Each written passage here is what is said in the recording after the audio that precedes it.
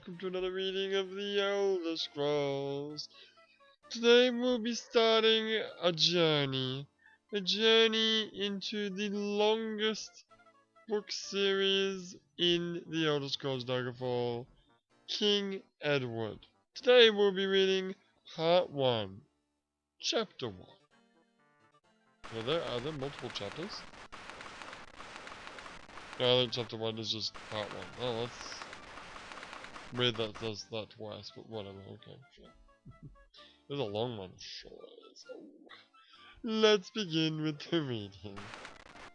Departure from Daggerfall. Long, long ago, when the world was in its springtime, before the Redguards came and the glorious Septim Empire was formed, but after the goblins had driven the dwarves out of Hammerfall, a son, Edward, was born to King Cossier the First of Daggerfall and his queen Alaria of Wayrest. The young boy lay drowsing in the palace orchard, high on the breezy hill overlooking the deep blue bay of Daggerfall. The constant autumn fog of Daggerfall had blown away for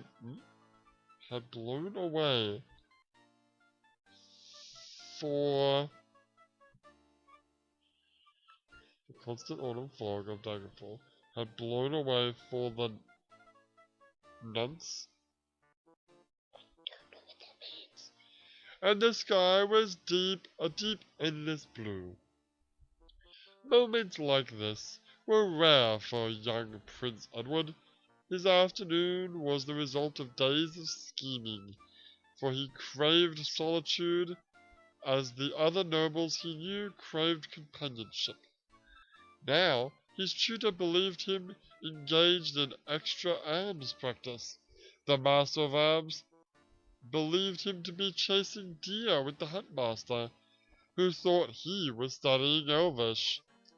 His father had no idea where he was and didn't care, being occupied with his young wife and their sons and other pleasures of noble life. Oh, how nice. At the plop of an apple, barely missing his head, he opened his pale grey eyes. There was a sweet, rotten smell in his nostrils. He sighed and stared up into the blue. Why should things fall down instead of up? If you stared at the sky long enough, you could feel as if you were falling into it. His eyes glazed and the pupils grew huge as the dark-ringed irises dilated. He was weightless, drifting. Another apple fell, grazing his ear, and he thudded to earth, crying out as first his rump struck and then his head. A silvery laugh sounded. Edward sat up abruptly and stared around, jaw hanging slack. Two mounted men stood 10 feet away, still as if they were carved from stone, regarding him intently. Princes are not easily intimidated. Not even the gentle-souled kind. Oh, not even the gentle-souled kind, damn it. But Edward had never seen or imagined anything like this pair. One had golden skin, and eyes were clad in white cloth, trimmed with gold, and rode Edward blinked. It was still there. A unicorn! Besides the unicorn was a golden dragon, wings neatly folded, and on his back was a man clad in dark chainmail, a long sword at his side. He was barehanded. His eyes glowed red in his dark face and his pointed ears. You're elves! What? He's a clever child. The dark elf's voice was sardonic. Good enough. Slight sarcastic? Maybe. He spoke perfect Britic. Edward noticed, his mind still working, although something seemed to have gone wrong with the rest of him. So it would seem he did that mostly of himself. Remarkable for an untrained child. I merely helped him to concentrate. The high elf also spoke Britic, but hesitantly and with a slight singing accent. Edward's tutor said that elves were incapable of human speech. It's a bit racist. Well, this is a long time ago, isn't it? I suppose it is. Edward's gaze shifted rapidly over the four beings in front of him. Wait, there's four of them? Yeah, there's a... Okay, hang on, wait. There's a dark elf on a dragon. And there's a high elf on a unicorn. Right. Unable to find a comfortable resting place, he hoped briefly, fervently, that he was dreaming. His mind seethed with questions and demands. Then, quite suddenly, his tongue came unstuck. But I wasn't concentrating at all. My masters say that I'm incapable. Edward clamped his jaw down hard, suddenly realizing that it might be unwise to argue with such beings such as these. The golden elf smiled broadly, showing perfect white teeth. Exactly, he radiated such warm approval that Edward felt his skin tingle pleasantly. It was a feeling that he'd only known with his long-gone mother. But the other elf's face was expressionless, their red eyes bored into Edward as if they would pierce his soul. Moiraine, you're Moiraine, the witch kind. He jumped to his feet and faced the dark elf. You stole my mother. My father will kill you. I am. I did. Will he? Shall we call him and find out? The dark elf straightened, and his eyes glowed deeper. A tiny puff of steam escaped the dragon's nostrils. A glowing aura appeared around his companion. Edward knew he wasn't going to call the guard. Why should they be slaughtered? These two looked capable of anything. Quite suddenly, he was no longer afraid. If they were here to hurt him, they'd have done it by now. But a feeling of impotent rage remained. They'd taken his mother, and now... Why are you here? He demanded. Edward, will you come with us? This is starting to become a lot like the second season of Attack on Titan. The high elf spoke. Hearing him was like hearing a harp, cool as a breeze, warm as a fireside. The boy stood very still. He wanted very much to say yes. To his own amazement, he wanted to ask if he would see his mother, but instead, my father, he croaked. We'll miss you, no doubt. The irony was back in Moradin's voice. A voice that made Edward think of icicles sparkling and dripping in the winter sun. There was a sort of hunger in his glowing eyes. A longing? His father wouldn't miss him, and he knew it. Shame ran through the boy. He looked up at the broad-shouldered elf defiantly. Are you my father? Edward had meant the question to match the elf's sarcasm, but his hand crept to his ear as if of itself. He wasn't anything like his short-tempered, hearty, red-haired father, and Moran often said he had an elfin look. Moran is maybe his mother? Maybe. Who knows? There was a heavy silence. Edward sensed that Moran... I've got a feeling this is going to be an important character, so I should probably get the name right. Okay, it's Moralin.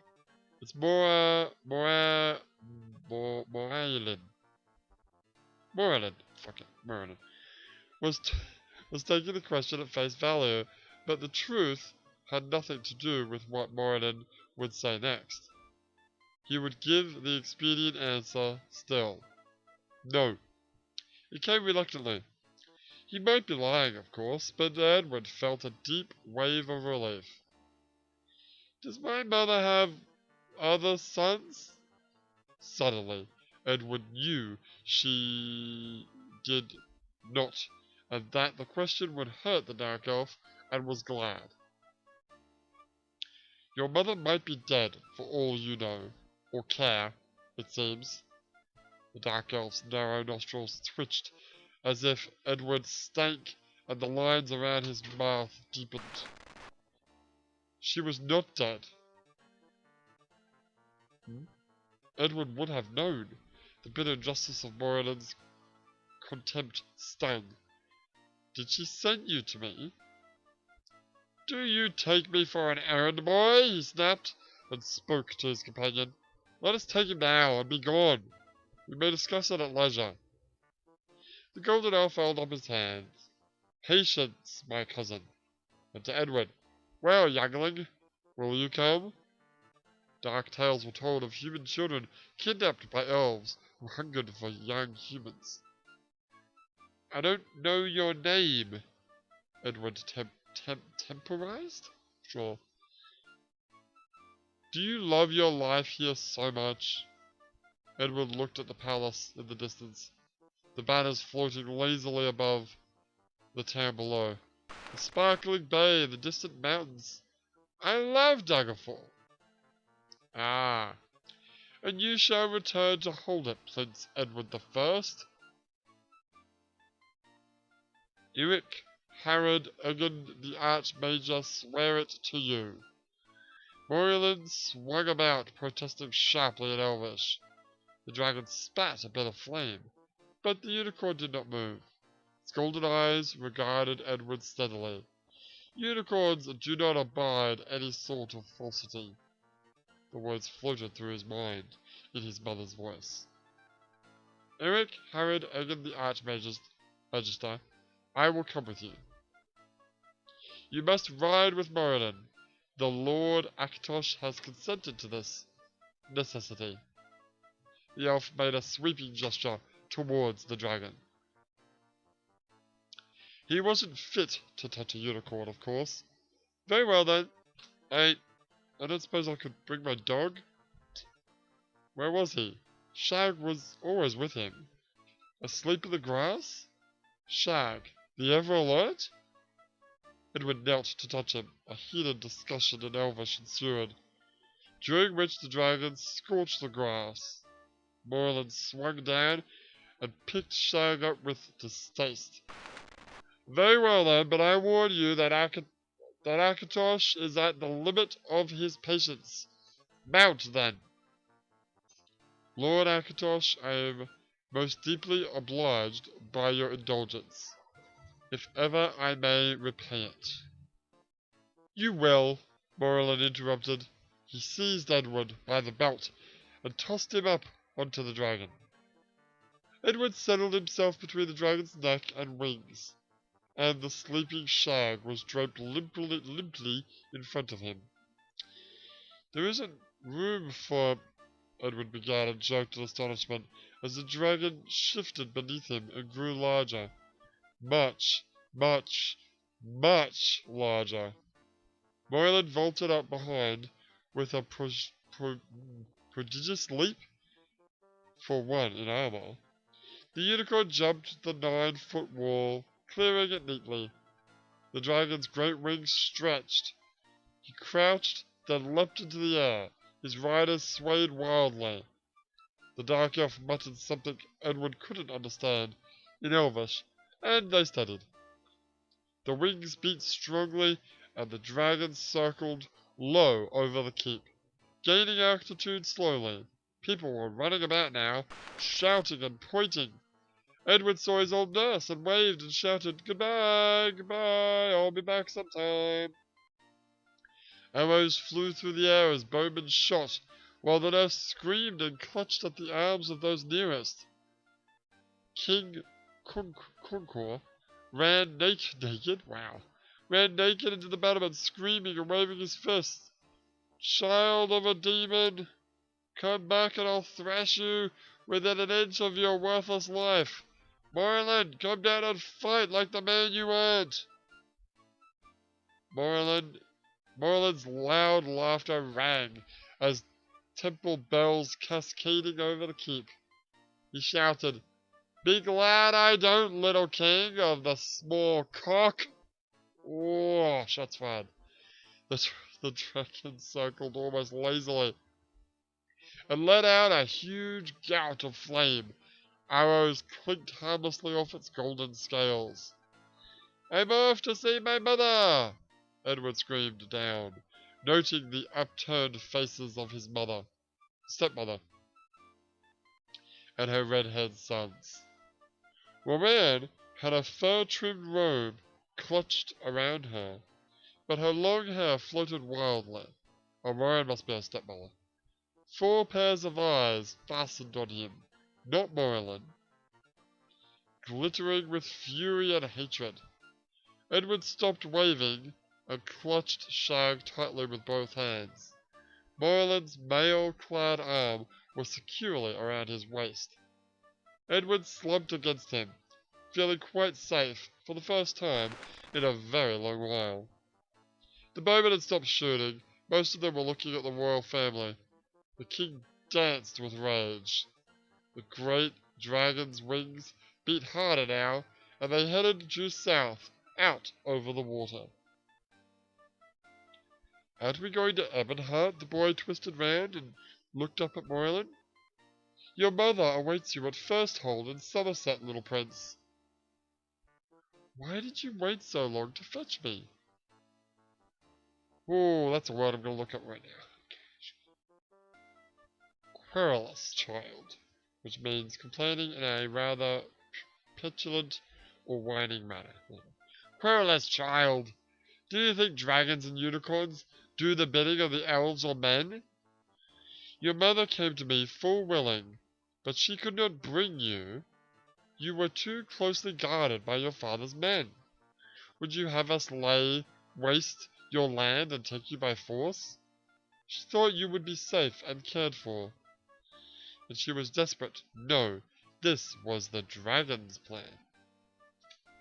Of all the astonishing events of the afternoon, this was the most surprising. The notion that a dragon would take an interest in him, when not even his own family did. But willing, the elf said. Full willing. You are the focus of large events, youngling. Your task is to prepare yourself to be a king such as your people have never known. Our task is to aid you. Sleep now. Waves of sleep assaulted Edward's mind, one after another. But he meant to ask Morlin about his mother, but the last wave was too big. It crashed right over him, and he slipped into dark, fire-shot dreams. That was King Edward Part 1. Tune in tomorrow when we will read King Edward Part 2. Now I say tomorrow because I'm actually recording this on Monday. This was supposed to come out yesterday.